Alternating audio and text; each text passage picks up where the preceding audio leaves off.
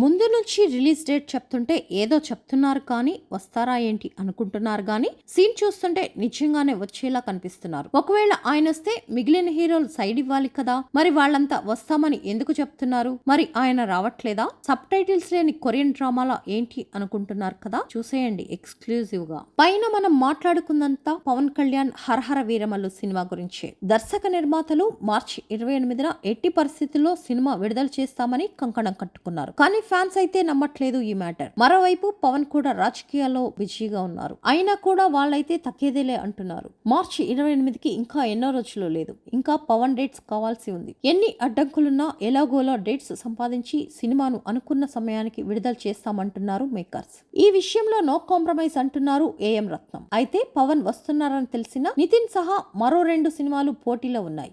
తెలిసి పవన్ కు పోటీగా నితిన్ అయితే రారు. పైగా అక్కడున్నది మైత్రి మూవీ మేకర్స్ కాబట్టి పవన్ తో పోటీ పడే సాహసం చేయరు. ఈ లెక్కన వీరమల్లు వస్తే రాబిన్ హుడ్ రాడు. కానీ మార్చి 28న మా సినిమా పక్కా అంటున్నారంటే వీరమల్లు వస్తుందా రాదా అనే కన్ఫ్యూజన్ మళ్లీ మొదలవుతుంది. మరోవైపు మార్చి 27న లూసిఫర్ 2, వీరధీర సూరన్ సినిమాలు షెడ్యూల్ అయ్యాయి. సితారా ఎంటర్టైన్మెంట్స్ నిర్మిస్తున్న మ్యాడ్ స్క్వేర్ మార్చి 29న విడుదల కానుంది. పవన్ కళ్యాణ్ వస్తే నా సినిమా ఎలా రిలీజ్ చేస్తానని ఇదివరకే నిర్మాత నాగవంశీ చెప్పారు. మరి మార్చి 28న వీరమల్లు రాడా? ఒకవేళ వస్తే తన సినిమాను వాయిదా వేసుకోవచ్చులే అనుకుంటున్నారా? ఏదేమైనా వీరమల్లుపై చాలా సినిమాలైతే దండయాత్ర చేస్తున్నాయి.